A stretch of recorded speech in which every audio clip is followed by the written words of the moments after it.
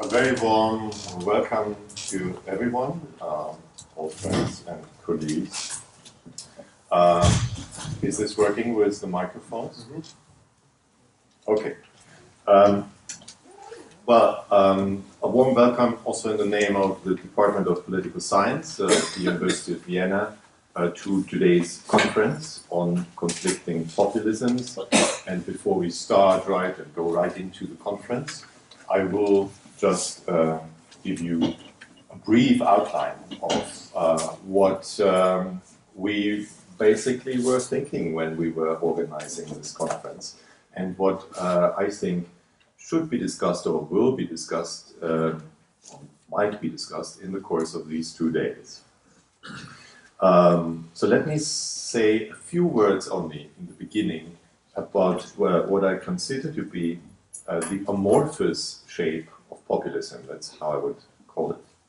Because one of the recurrent themes in the academic literature on populism is the depiction of populism as a ghost or a spectre. The Spectre, an article entitled The Spectre of Populism, the German sociologist Helmut Dubiel once argued that for political theory, the people has the status of something like the Kantian thing in itself, das Ding an sich. It lies at the ground of political phenomena, but does not quite fit into the institutional frame of democracy. There will always be some remainder of the people, some uncanny surplus. And if, in the eyes of political and constitutional theorists, the main function of this thing in itself, the people, is merely to play the role of legitimating political order, democratic order, then populism makes this thing in itself come to the fore and appear on the political stage. The people then start materializing and turn from a phantom into what Dubiel calls an empirical spectre. A spectre that, under the name of populism, seems to be haunting Western democracies in recurring waves since the late 19th century. Now we know from Jacques Derrida's discussion of ghosts in his Spectres of Marx, and of course the spectre of populism is a descendant of the spectre that long time ago was haunting Europe, according to the Communist Manifesto, even though the reality was that Europe was haunting communists in the years before 1848, and not communist Europe, but let's leave this aside. So Derrida's point was, of course, that a spectre is something which has a strange, paradoxical form of embodiment. As spectres, ghosts escape the Occidental mind-body dualism. Ghosts are not pure spirit, they do materialize, but neither are they pure bodies. So we don't know what to do with them. And this is precisely the point. We don't quite know what to do with populism. Populism seems to be awkwardly located at the intersection between mutually conflicting ideas about the people. For instance, do the people have to remain absent for liberal democracy to work? Do they have to remain a constitutional abstraction? Or is it legitimate for populists to bring the people into presence, into being as a substantial entity, rather than a thing in itself? You may say these sound like normative questions, and we should turn towards empirical studies on populism. But there we will find a similar situation. Analysts appear incapable of fully grasping their object. At least they are unable to find a consensus as to the shape and nature of populism. Kasmut, one of the most prolific and currently most prominent populism scholars, has recognized that, and I quote, "It is almost obligatory for any study of populism to devote some space to the lack of consensus on the meaning of the term." And he's right. Reference to the amorphous shape of the phenomenon has become a topos in the literature. The referent of populism in social analysis, as Ernesto Laclau put it in the preface to his landmark study on the topic, On Populist Reason, the referent to populism in social analysis, quote, has always been ambiguous and vague. A brief glance at the literature on populism suffices to show that it is full of references to the evanescence of the concept and the imprecision of its limits.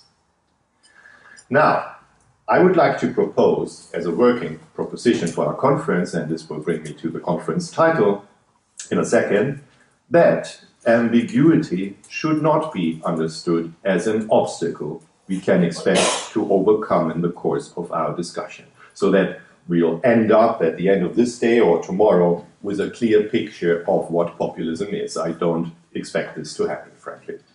Let us take instead, I would propose, a different starting point to our conversation. Let us stop thinking of the ambiguity, the ghostly shape of populism as something that has to be eradicated. Let us instead think about ambiguity as something that deserves analysis in its own right. I guess the point I want to make is twofold. First, let us not assume that being a good social scientist means to erase or define away all traces of ambiguity of a given phenomenon, because this would, of course, mean to reduce the complexity of that phenomenon and to impoverish our analysis. And second, let us go right to the ground of this ambiguity and ask, what is it that generates such distorting or disfiguring effects? And one possible answer, which is already indicated by the title of this conference, is it's the conflictual nature of populism. Whenever you want to discuss populism, you'll realize that you will have to talk about conflicting populisms. They are plural and highly contentious theoretical concepts, as well as political materializations of populism. Discussing populism, therefore, means navigating through a number of lines of conflicts, contradictions, antagonisms, and I will only mention three. One of the most obvious lines of conflict indicated by our conference subtitle is simply ideological. As you know, populism is not attached to a single ideology, but there are left and right-wing populisms, emancipatory and reactionary populisms, liberating and racist populisms, and so on. Very early on, when we started to conceptualize this conference, Isolde and I thought we should focus on the new wave of left-wing populism in Europe, also because much ink had been shed already on European right-wing populism and, of course, Austrian right-wing populism. Very soon it turned out, however, that in the Greek case, and we will hear about the Greek case today and tomorrow, the populist government of Syriza has somehow run aground. At the same time, outside Europe, the historical cycle of populist left-wing governments in Latin America is certainly drawing to an end after the defeat of the Kirchner camp in Argentina, the ousting of Dilma Rousseff in Brazil, an uncertain future for Evo Morales in Bolivia, and the tumbling Maduro presidency in Venezuela. We will see whether the Spanish elections will get Podemos into power or not later this month, and might simply depend on the socialists. But what seems to be sure for now is that what appeared to be a model for the European left only 1 year ago, the Greek and the Spanish left-wing cases of populism, cannot easily be emulated in most other European countries. What we see instead, or have seen instead, is a massive resurgence and a number of electoral successes of right-wing populists, and we will also hear about this in the course of these 2 days, so that it soon became clear to us that it does not make sense to focus in this situation on left-wing populism only. So that's the first reason for the ambiguity of populism. Its ideological indeterminateness. It is a moving target. Secondly, there is what I would call the political line of conflict. It is regularly remarked that populism is a contested concept. But show me a concept in political theory or political science that is not contested. So what do we mean when saying that populism is a contested concept? We are obviously implying that there is more at stake than just an academic exchange of views and reasonable arguments about our different wonderful ideas about populism. Contestation in this case means that there is a political struggle raging over the term populism, the signifier which cuts across the border between the academia and the field of politics. As Carlos de la Torre has remarked, I think correctly, populism is a claim made in struggles between politicians, activists, and intellectuals. In politics, this claim is regularly framed as an insult of political enemy, a damnation meant to delegitimate a particular political position that is ostracized as too extreme and too dangerous from the perspective of the political center, the mainstream parties, liberal parties, or, for instance, the European Commission. Hence, populism is a political term, not only an analytic concept that serves as a weapon in the hands of political actors, which makes it immensely difficult, if not impossible, to get around that politically overcharged nature of the term by neutralizing it. You just cannot transform it into a value-free scientific concept. You cannot avoid importing politics into the normative assumptions that underlie your theory of populism, whatever it is. And this is the second reason, I suppose, for the contorted shape of this object. It is contorted because it got entangled into the pull and push games, the wrestling match, if you wish, of political controversy. Let me just add, before I come to my third and final point, add that this political game of kicking around the signifier populism is not merely about conflicting political ideas, it's also about conflicting ideas of politics, or rather the political. For behind political attempts at dismissing whatever smacks of populism, there is a desire to purify politics from the political and to hand over political decision-making to experts and administrators. In this sense, Ernesto Laclau was suspicious that what is involved in the disdainful rejection of populism is, and I quote, the dismissal of politics tout court, and the assertion that the management of community is a concern of an administrative power whose source of legitimacy is a proper knowledge of what a good community is. Populism was always linked to a dangerous excess which puts the clear-cut models of a rational community into question. End of quote. So this is, to recapitulate, the second line of conflict, the political line. What is at stake in discussions about populism is nothing less than our position towards the political.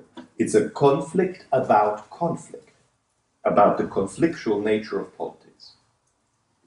Let me add to this what I think is the third major line of conflict involved in debates around populism. Its relation, of course, towards democracy. Here the question is populism an intrinsic dimension of democracy, democracy's shadow, as Margaret Canavan once put it, or is it anti-democratic?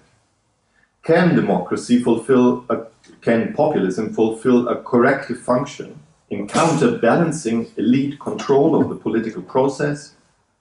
Or is populism a pathological aberration, and as Pierre Rosanvallon puts it, I quote, a perverse inversion of the ideals and procedures of democracy? In this case, the conflict is often framed as a conflict between liberal pluralism and popular monism, the idea of a single unified people. However, we have to ask, are there, and I hope we will be asking in the course of this conference, are there intermediary stages? Is there a possibility of something like a democratic, perhaps even a pluralistic populism? The definition of the political elite or the power bloc as the primary enemy is a necessary criterion for populism, but does that mean that the people will always be constructed as a homogeneous entity? the case of Podemos, but I realized from the discussion yesterday at Kreisky Forum that there are different opinions as to whether Podemos actually counts as a left-wing populist project. Jan-Werner Müller has made the claim yesterday that it's not really a case of populism.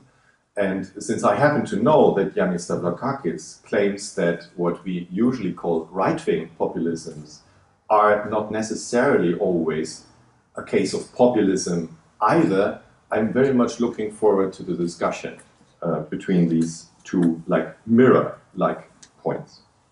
But in any case, the case of populism strikes me as a counterexample where the people is seen by Podemos as a rather colorful rainbow coalition. And let's not forget the Bolivian case, where a new constitution was passed in 2009, which declared Bolivia to be a plurinational state. And the first article of the constitution reads, Bolivia is founded in plurality and in political, economic, juridical, cultural, and linguistic pluralism within the integrating state process. So while populism and democracy share a common referent, the populus or the demos respectively, they do not quite fit together and at the same time appear to belong together, which makes populism a nemesis or specter of democracy, or as Benjamin Arditi puts it, a symptom of liberal democracy, both external and internal to liberal democracy, something that stands outside or even against democracy and at the same time belongs to it. So this is, I suspect, the third reason for the ambiguous shape of spectral nature of populism. Populism, to recapitulate, tends to oscillate between left and right, between the political and the anti-political, and between the democratic and the anti-democratic, which leaves, I guess, ample space for discussion in our conference. And I hope we'll witness something of this spectral oscillation later on today and tomorrow. And let me again thank you for being here. I'm looking forward to the discussion, and I now hand over to Isolde Karim and our first speaker, Katrin Kolyotele.